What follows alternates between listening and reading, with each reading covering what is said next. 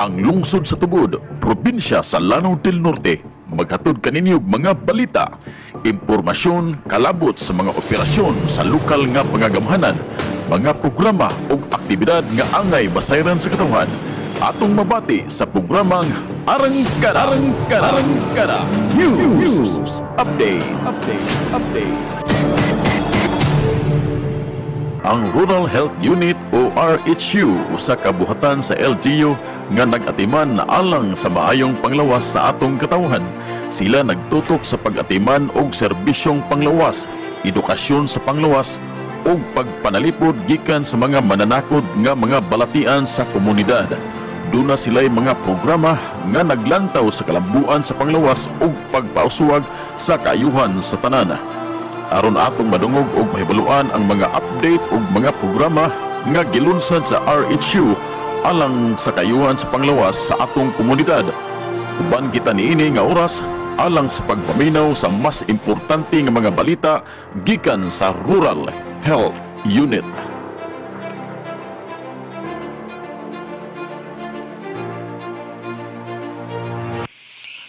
Alagang Pinas, para sa malusog na bukas. Alagang Pinas, sama-samang matuto't lumakas. Pag si baby 6 na buwan na, breast milk mo'y ipares na.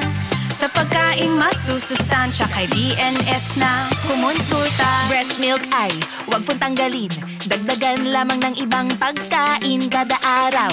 Siguraduhin na 4 na klase ang inyong ihahain. Pumili sa kanin o karne, pwede rin sa prutas o mani, pati itlog, gulay o keso. Ang health center na ang gabay mo. Alagang Pinas, Para sa malusog na bukas. Alagang Pinas, sama-samang matuto't lumakas.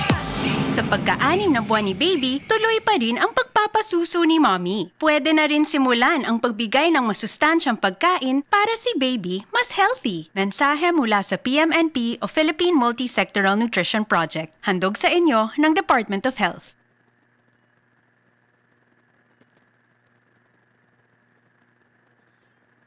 Tubod, maayong buntag sa tanan. So, ani arita karon no para mag-discuss mahitungod sa SBC or Social Behavioral Change. So, ako di ay si Frances Antoinette Dihos Pagdinawan, Project Officer from PMNP or Philippine Multi-Sectoral Nutrition Project, assigned diri sa 7 ka munisipyo diri sa atong probinsya sa Lanao del Norte og usa kani ang tubod nga akong gihandulan. So di pa ko magsugod, akong dakong pagtahod sa atong halangdong mayor, Honorable Dionisio Y. Cabahog Jr., ato ang Vice Mayor, Honorable Clifford J. Humalon, ang atong Municipal Administrator, Ms. Rochelle Daniel Cabahog, ug atong pinalanggang Municipal Health Officer, Dr. Maria Filipina Camins. Ug sa atong mga partner, kakauban nato karon no, media partner, salamat kaayo sa opportunity para makahisgot kuninyo kabahin sa atong nutrition program. Og mauto akong giingon atong pagahisgutan ang SBC. Unsa juning SBC or Social Behavior Change? So, ang SBC is not just about telling people what to do. It's about working together, isip usa ka komunidad para maka-establish og maayong panlawas og nutrisyon. So, balik ta sa 5 ka behavioral system sa atong SBC. Ang una, ang antenatal care. So, kaning antenatal care, mao ni ang pag-atiman sa mabdus.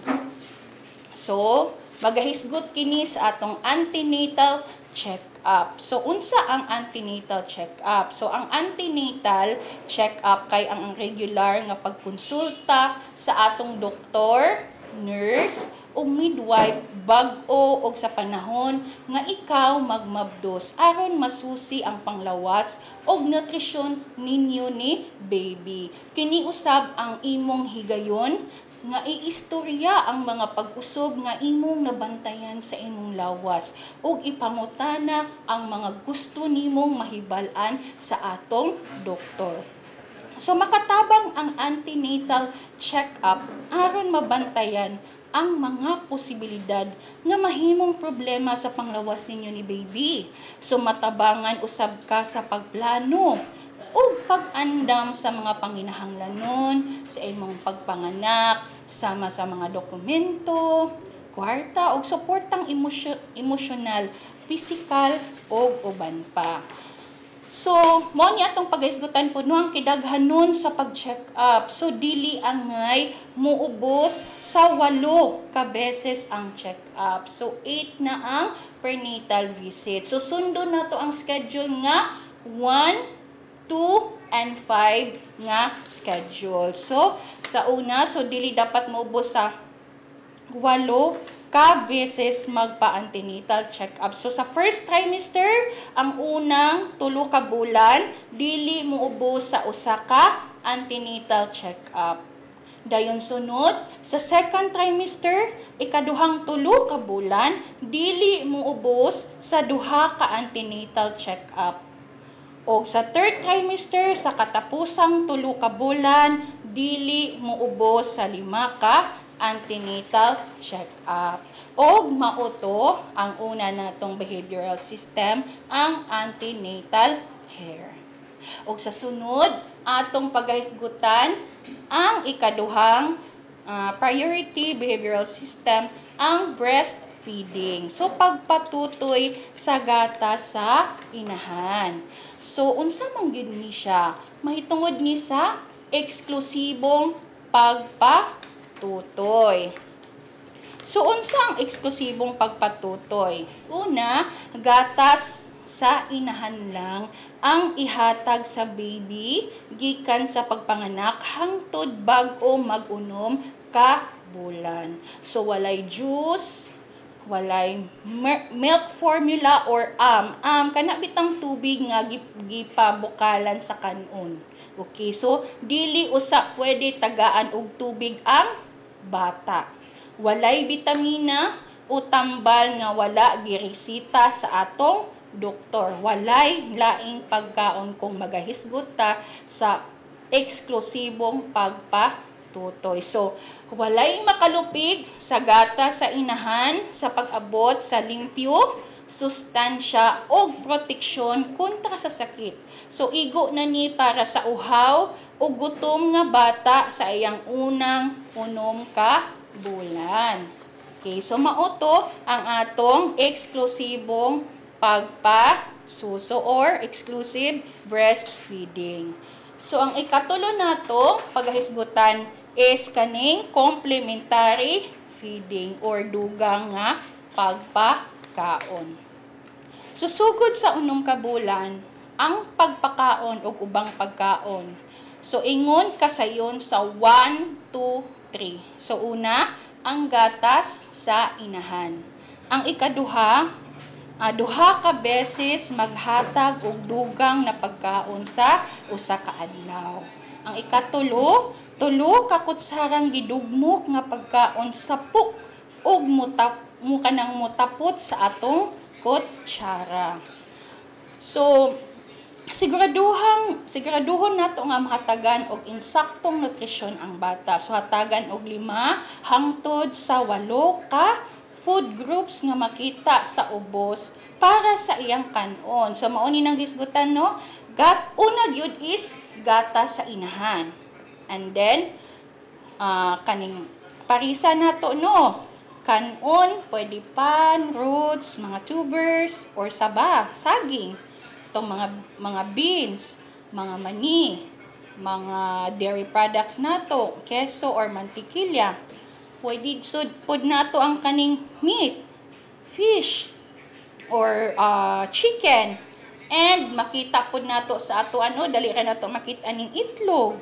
And daghan pod tag dapat makita sa ato mga prutas like mangga, kapayas, og mga utanon nga abunda sa vitamin A sama sa kalabasa, carrots ug uban pang prutas o gulay. So, anaron nato si baby sa lasa sa nagkalain-laing klase sa pagkaon samtang gadako hangtod sa lain-lain na iyang kaunon. Okay, so mauto bahin sa complementary feeding or ang dugang nga pagkaon.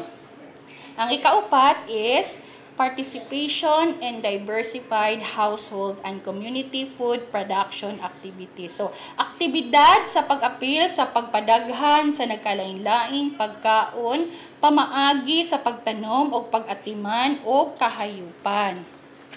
Nganong kinahanglan man nga mo apil? Okay, so, aron permi nga adunay makaon. So daghang benepisyo ang pagtanom og gulay og prutas og pag-atiman og hayop. Kung adunay tanom, aduna kay masaligan nga makuhaan og dugang, luwas og masustansyang pagkaon.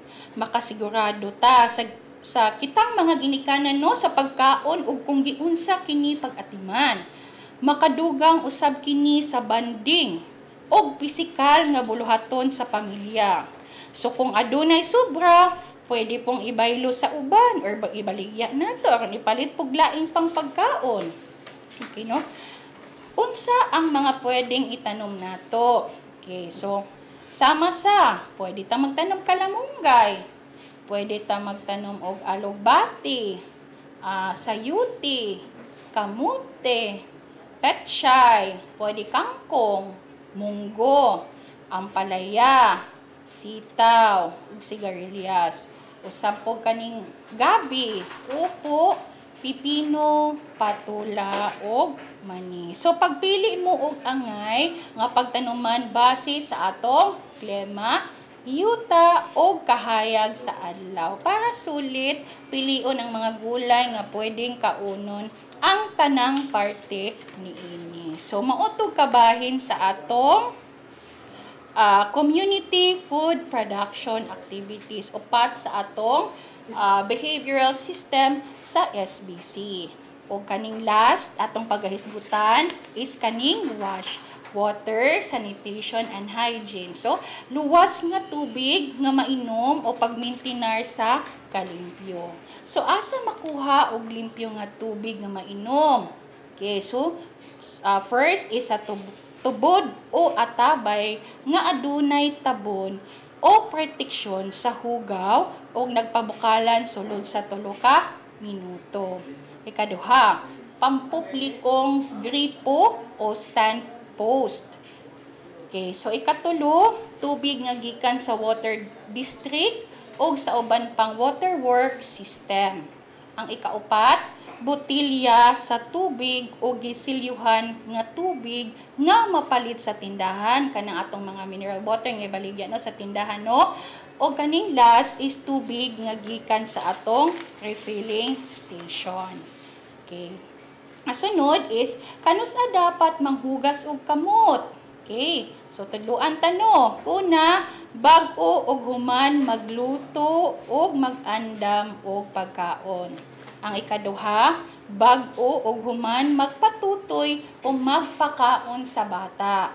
Ang ikatulo, bag-o og human manglimpyo sa hugaw sa bata gamiton ang kasilyas o limpyuhan ang hugaw sa binuhing hayop. Ang ikaupat, bag-o og paghuman og tanom og mamubo sa tanom.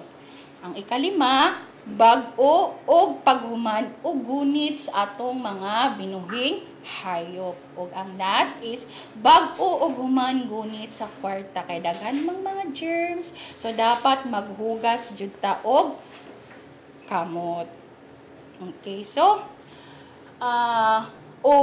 mauto atong 5 ka 5 priority behavioral system sa SBC no. Ang una is ang antenatal care visits. Ang ikaduha is ang exclusive breastfeeding. Ang ikatulo is ang complementary feeding. Ang ikaupat is ang participation in diversified household and community food production activities. O ang ikalima is ang WASH. Okay. Ang water, sanitation, and hygiene. Okay. Og mauto atong lima ka behavioral system nga atong pagahinumduman og pagabuhatan para sa kaayuhan sa atong komunidad, kayuhan og kalambuan sa atong kaugalingon, dili lang sa atong kaugalingon og sa atong komunidad.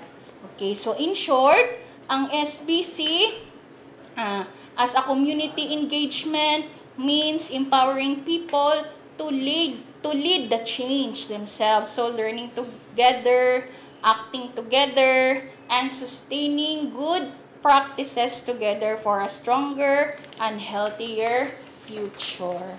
Okay, so again, ako si Frances Antoinette Dihos Pagdinawan, Project Officer nagaingon, Alagang Pinas para sa malusog na bukas. Og daghang salamat.